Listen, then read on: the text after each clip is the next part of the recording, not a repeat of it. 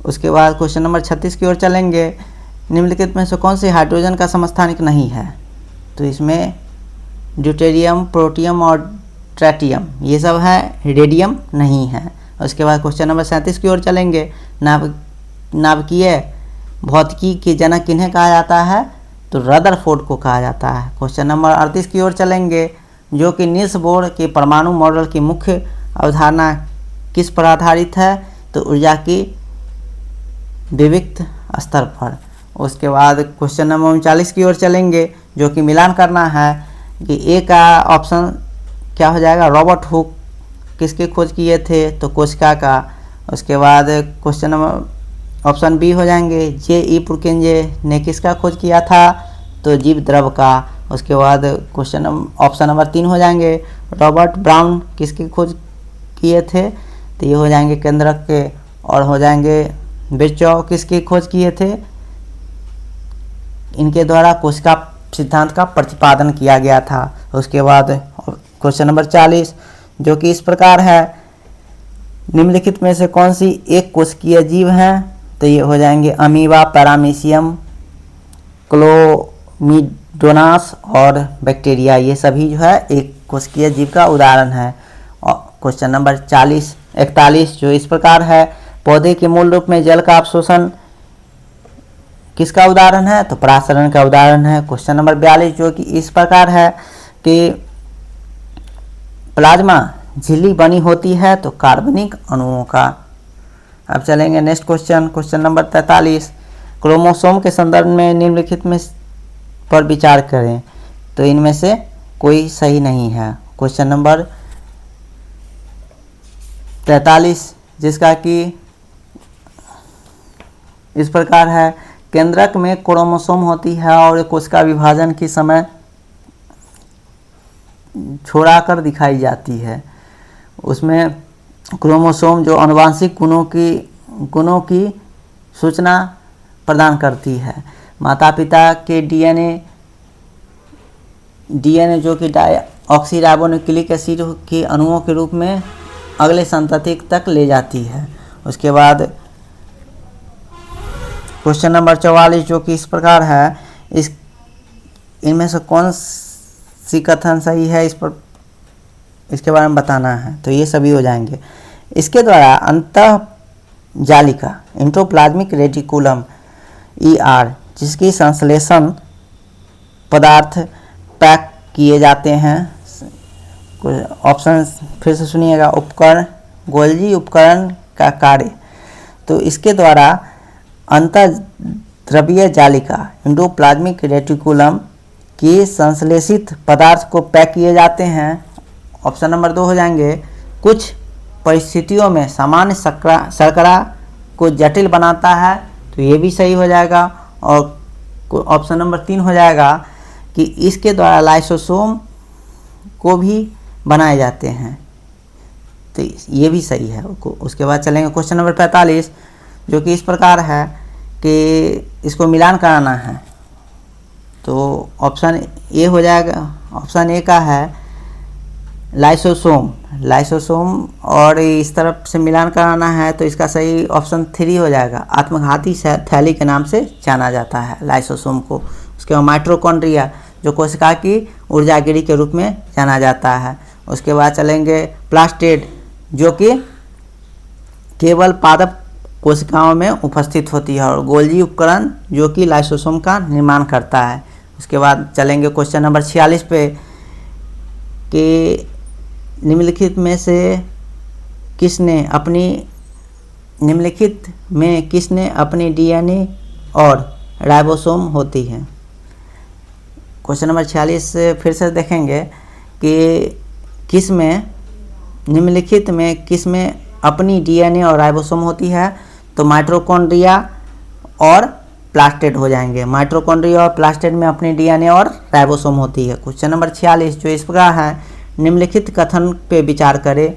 तो इसका option A, समसूत्री विभाजन 4 नई इकाई, समसूत्री विभाजन में 4 नई कोशिकाएं बनती है और अर्धसूत्री विभाजन में 2 समरूप संतति कोशिकाएं बनाती है। क्वेश्चन नंबर 47 फिर से सुनिएगा। क्वेश्चन नंबर 47, इसका ऑप्शन ए और दोनों सही है। जिसमें ए नंबर देखेंगे, समसूत्री विभाजन में 4 नई कोशिकाएं बनाती है, तो ये सही है। और 47 के ऑप्शन बी में हो जाएंगे, अर्धसूत्री विभाजन में 2 नई अपरूप संतति कोशिका निर्माण होती है, तो ये भी सही है। उसके बाद क्वेश्चन नंबर 48 हो जाएंगे कि निम्नलिखित कथनों पर विचार करें। इसमें से 48 का तो सही, इसमें कोई आंसर ऑप्शन सही नहीं है, तो हम इसका एक्सप्लेनेशन कुछ इस प्रकार से देखते हैं। प्रत्येक जीवित कोशिका की एक मूलभूत कार्य करने की क्षमता होती है। वह सजीवों का गुण बहुकोशिकीय जीवों का श्रम का विभाजन करता है, जैसे कि मनुष्य। उसके बाद क्वेश्चन नंबर 49 देखेंगे, अमीबा जैसे एक कोशिकीय जीव जिस प्रक्रिया द्वारा बाहरी वातावरण में अपनी भोजन प्राप्त करता है, उसे क्या कहते हैं? तो एंडोसाइटोसिस कहते हैं। एंडोसाइटोसिस कहा जाता है। अमीबा जो एक कोशिकीय होते हैं। कोशिका झिल्ली की लचीलापन एक कोशिकीय जीवों के लिए कोशिका की बाह्य पर्यावरण की अपनी भोजन और अन्य ग्रहण करने की में सहायता करता है, जैसे कि ऐसी प्रक्रिया जो एंडोसाइटोसिस कहलाती है। अमीबा जो अपनी भोजन इस प्रक्रिया द्वारा प्राप्त करता है। किस प्रक्रिया द्वारा? तो एंडोसाइटोसिस। उसके बाद क्वेश्चन नंबर 50 जो कि इस प्रकार है कि सही कथन पे विचार कीजिए। तो इसका सही आंसर हो जाएगा, सेलुलोज पौधे की संरचनात्मक दृढ़ता प्रदान करती है, तो ये सही हो जाएगा। उदाहरण के लिए ले लेंगे, पादप कोशिका में प्लाज्मा झिल्ली की अतिरिक्त कोशिका भित्ति भी होती है। पादप कोशिका भित्ति मुख्यतः सेलुलोज की बनी होती है। सेलुलोज एक बहुत ही जटिल पदार्थ है। यह पौधों की संरचनात्मक दृढ़ता प्रदान करती है। पौधों को संरचनात्मक दृढ़ता प्रदान करती है।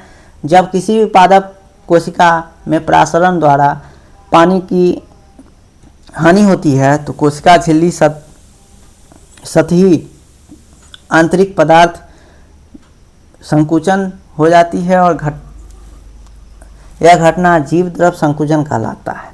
उसके बाद चलेंगे हम लोग क्वेश्चन नंबर 52 की ओर, कि विशिष्ट कार्य करने के रूप और आकार लेने की क्रिया कहलाती है, तो विभेदीकरण। उसके बाद क्वेश्चन नंबर 53 में कह रहा है कि निम्नलिखित में से कौन सी सरल उत्तक पाई जाती है? किसमें सरल उत्तक पाई जाती है? तो इसका सही आंसर हो जाएगा पैरेन्काइमा, कोलेनकाइमा, स्केलेनकाइमा और एरेनकाइमा। जाइलम फ्लोएम सरल अस्थायी सरल उत्तक का उदाहरण नहीं है। उसके बाद सरल अस्थायी उत्तक का उदाहरण नहीं है। फिर से सुनेंगे 53 नंबर, कौन सा सरल अस्थायी उत्तक का उदाहरण है? तो ये हो जाएगा पैरेन्काइमा, स्केलेनकाइमा, कोलेनकाइमा और एरेनकाइमा, जो कि सरल अस्थायी उत्तक का उदाहरण है। और उसके बाद 54 नंबर चलेंगे, निम्नलिखित कथन पे का चयन करें, सही कथन का चयन करें। तो इसका सही कथन हो जाएगा कि वाष्पोत्सर्जन की क्रिया एस्टोमेटा में होती है, तो ये ऑप्शन सही है। उसके बाद सभी ऑप्शन गलत हैं, तो आगे बढ़ेंगे। 55 नंबर हो जाएंगे, स्केलेनकाइमा जो कि प्रकाश संश्लेषण की क्रिया करती है। 55 नंबर में है कि निम्नलिखित में से सही सम्मिलित है, तो इसका सभी ऑप्शन सही है। कोलेनकाइमा प्रकाश संश्लेषण की क्रिया में सहायता करती है। उसके बाद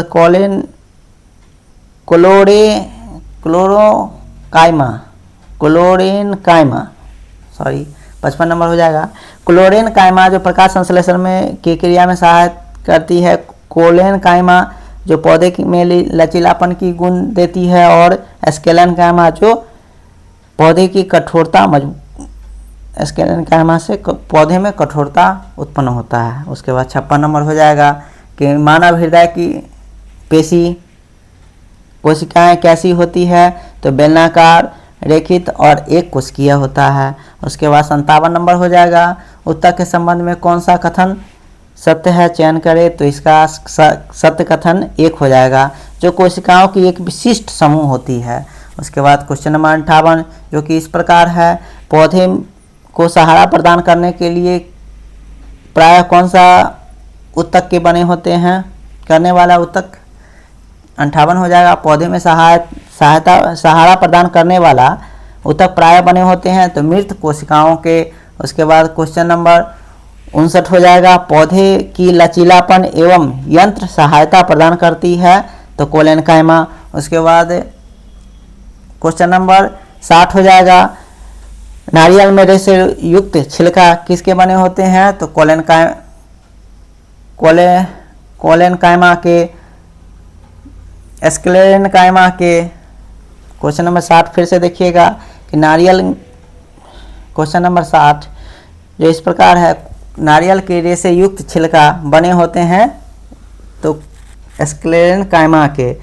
अस्थियों, उसके बाद क्वेश्चन नंबर 61, अस्थियों को मांसपेशी से कौन जोड़ता है, तो कंडरा जोड़ता है। क्वेश्चन नंबर 62 इस प्रकार से हैं कि अस्थि कोशिका जिस कठोर आधात्री की में धंसे होते हैं वह बनी होती है कैल्शियम और फास्फोरस का। क्वेश्चन नंबर 63 कुछ इस प्रकार है, पेशीय ऊतक के विषम में, इनमें सही आंसर है, हमारे शरीर में गति के लिए पेशीय ऊतक जिम्मेवार होते हैं, तो ये सही आंसर है। उसके बाद क्वेश्चन नंबर 64 जो इस प्रकार है, तांत्रिका तंत्र के संबंध में निम्नलिखित में से कौन सा कथन है सही है, उस पर विचार कीजिए। तो उसके बाद इसका सही आंसर 1 और 3 हो जाएगा। तंत्रिका तंत्र कोशिकाओं को न्यूरॉन कहते हैं, तंत्रिका तंत्र की कोशिकाओं को न्यूरॉन कहते हैं, तो सही आंसर है। उसके बाद तंत्रिका स्पंद अपनी पेशी की गति करने के लिए ये सहायक होती है, तो ये भी सही है। उसके बाद क्वेश्चन नंबर 65 पे चलेंगे, दूरी समय ग्राफ को किस प्रकार से ज्ञात किया जाता है, तो चाल के द्वारा। दूरी समय ग्राफ का प्रयोग किसी क्वेश्चन नंबर 65 हो जाएगा, दूरी समय ग्राफ का प्रयोग किस से ज्ञात करने के लिए किया जाता है, तो चाल को ज्ञात करने के लिए किया जाता है। क्वेश्चन नंबर 66 हो जाएगा कि वेग समय, क्वेश्चन नंबर 66 का कोई ऑप्शन सही नहीं है। क्वेश्चन नंबर 66 का हो जाएगा कि कोई भी वस्तु रेखीय चाल में एक समान त्वरण में चलती है तो एक निश्चित अंतराल में समीकरण के द्वारा वेग, गति और त्वरण व उसके द्वारा तय की गई दूरी को स्थापित करना संभव होता है। इस गति के समीकरण का नाम से जाना जाता है, इसे गति की समीकरण का नाम से जाना जाता है। सुविधा के लिए इसे 3 समीकरणों में बांटा गया है। एग्जाम्पल के लिए चलेंगे, एक में v = u + at, उसके बाद ऑप्शन नंबर 2 हो जाएगा, एग्जाम्पल नंबर 2 हो जाएगा s = ut + ½ at², और ऑप्शन नंबर 3 हो जाएगा 2as = v² - u²। उसके बाद क्वेश्चन नंबर 66 हो चुका है। क्वेश्चन नंबर 67 में चलेंगे कि वृत्तीय पथ पे दौड़ते समय एथलीट की गति क्या हो जाती है, तो त्वरित होती है। वृत्तीय पथ पे दौड़ते हुए एथलीट की गति त्वरित होती है। क्वेश्चन नंबर 68 हो जाएगा, स्वचालित वाहन की दूरी मापक यंत्र को क्या कहते हैं, तो ओडोमीटर कहते हैं। स्वचालित वाहनों में दूरी मापक यंत्र को क्या कहते हैं, तो ओडोमीटर कहते हैं। उसके बाद क्वेश्चन नंबर 69 हो जाएगा, एक समान वेग तथा वेग समय की ग्राफ प्रदर्शित करता है विस्थापन को। और उसके बाद क्वेश्चन नंबर 70 हो जाएगा, सभी असमान त्वरण गतियों द्वारा वेग समय ग्राफ कैसा होता है। फिर से क्वेश्चन नंबर 70, सभी असमान त्वरण गतियों हेतु वेग समय ग्राफ कैसा होता है, तो किसी भी प्रकृति का। उसके बाद क्वेश्चन नंबर 71 हो जाएगा, सत्य का पहचान करना है, तो इसका सही आंसर है u V square minus U square equal to 2as। उसके बाद क्वेश्चन नंबर 72 हो जाएगा कि समय, क्वेश्चन नंबर 72 है त्वरण की अवधारणा के संदर्भ में कौन सा सही है। सही कथन का चयन करना है। तो समय के साथ वेग में परिवर्तन की दर को त्वरण कहते हैं, तो सही है। क्वेश्चन ऑप्शन नंबर 2 हो जाएगा यदि वस्तु की वेग घट जाती है त्वरण धनात्मक हो जाता है, तो ये भी ऑप्शन सही है। क्वेश्चन नंबर 73 हो जाएगा एक समान वृत्तीय गति के संदर्भ में कौन सा सही है। तो वृत्तीय पथ पर गति करती है वस्तु के वेग की दिशा हर बिंदु पर बदलती रहती है, तो ऑप्शन नंबर 2 सही हो जाएगा। उसके बाद 74 नंबर है यदि दो कथन दिए गए हैं जिसमें एक कथन दूसरे कथन का व्याख्या करता है। उदाहरण के लिए है, नीचे दिए गए कथन में एक को कथन ए और दूसरे को कथन आर कहा गया है, कारण आर कहा गया है। भारी वस्तुओं का त्वरण कम होता है, तो ये गलत है। किसी भी वस्तु की द्रव्यमान उसकी जड़त्व की माप है, तो ये आर सही है। उसके बाद चलेंगे क्वेश्चन नंबर 75 पर। क्वेश्चन नंबर 75 क्या कह रहा है। तो क्वेश्चन नंबर 75 कुछ इस प्रकार से है कि तीक्ष्ण मोड़ पर मोटर कार पे बैठा हुआ व्यक्ति एक ओर झुक जाता है, किसके कारण। तो त्वरण के कारण। तो उसके बाद 76 हो जाएगा क्षेत्र रक्षक तेज गति से आ रही गेंद को लपकते ही हाथ पीछे की ओर खींच लेते हैं, तो संवेग परिवर्तन की दर घटाने के लिए। फिर से क्वेश्चन नंबर 76 सुनिएगा, क्षेत्र रक्षक तेज गति से आ रही गेंद को लपक कर पीछे की ओर हाथ खींच लेते हैं, किसके कारण।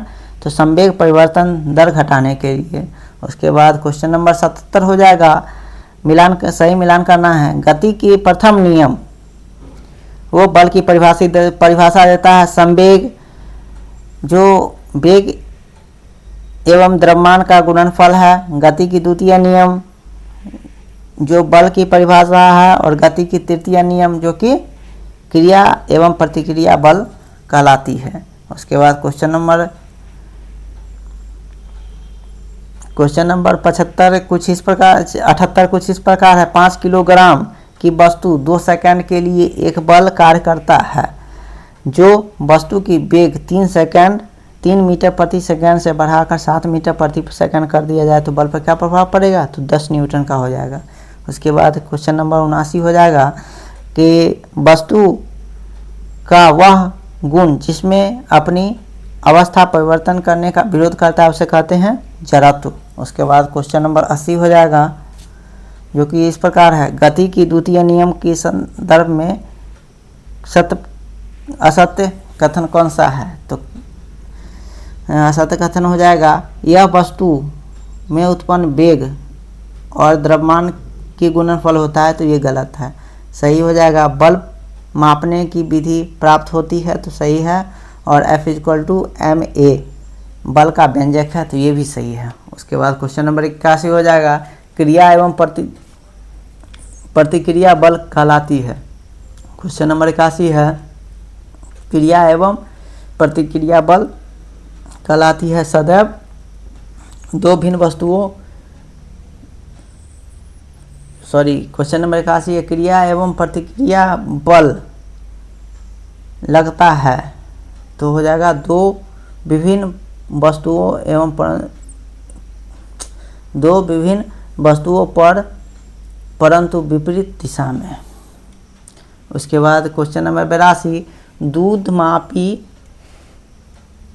किस सिद्धांत पे आधारित है। तो आर्किमिडीज के सिद्धांत पे। उसके बाद क्वेश्चन नंबर देखेंगे हम लोग 83, जो कि इस प्रकार है, निम्नलिखित में से कौन सी सही है। तो 1 और 3 सही है। घर्षण बल सदैव वस्तु की गति तथा गति की प्रवृत्ति के विपरीत दिशा में कार्य करता है, तो सही है। उसके बाद यदि घर्षण अनुपस्थित हो तो फर्श पर लुढ़कते हुए गेंद लंबे समय तक गति करते रह सकते हैं, तो ये भी सही है। उसके बाद क्वेश्चन नंबर 84 कुछ इस प्रकार से है कि निम्नलिखित में से कौन सा कथन सही है। तो 1 और 2 हो जाएगा। समान बल की स्थिति में द्रव्यमान बढ़ने पर वस्तु का त्वरण कम हो जाता है, तो सही है। उसके बाद यदि किसी वस्तु का द्रव्यमान आधा कर दिया जाए तो उसके समान बल के लिए त्वरण क्या होगा, तो दुगना हो जाएगा। उस क्वेश्चन नंबर 85 कुछ इस प्रकार है। क्या होता है जब वस्तु मुक्त रूप से पृथ्वी की ओर गिरती है, तो वस्तु की वेग में परिवर्तन होती है। क्वेश्चन नंबर 86 कुछ इस प्रकार है। एक वस्तु का द्रव्यमान 10 किलो है तो उसका पृथ्वी पर भार कितना होगा, तो 998 न्यूटन होगा। उसके बाद क्वेश्चन नंबर 87 इस प्रकार है। उत्प्लावन बल के संबंध में निम्नलिखित में से कौन सा कथन सत्य है, विचार करें। तो इसका सही ऑप्शन 2 हो जाएगा। इसका परिणाम तरल की घनत्व पर निर्भर करता है, तो ये सही आंसर है। उसके बाद क्वेश्चन नंबर 88 लोहे के कील को पानी में डुबोते हैं तो क्या होता है, तो उत्प्लावन बल कम होने के कारण वो डूब जाता है। क्वेश्चन नंबर 88 लोहे की कील पानी में क्यों डूब जाता है, तो इसका हो जाएगा ऑप्शन डी, सही आंसर ऑप्शन डी। उत्प्लावन बल कम होने के कारण वो डूब जाता है। क्वेश्चन नंबर 89 हो जाएगा कि हाइड्रोमीटर से मापते हैं द्रवों का घनत्व। क्वेश्चन नंबर 90 कुछ इस प्रकार है। गिरती हुई सेब पृथ्वी की ओर गिरती है। 90 नंबर है। गिरता सेब पृथ्वी की ओर गिरता है परंतु सेब की ओर गति नहीं करता। पृथ्वी सेब की ओर गति नहीं करता, इसका मुख्य उदाहरण क्या है, तो पृथ्वी के अपेक्षा सेब का द्रव्यमान नग्न होने के कारण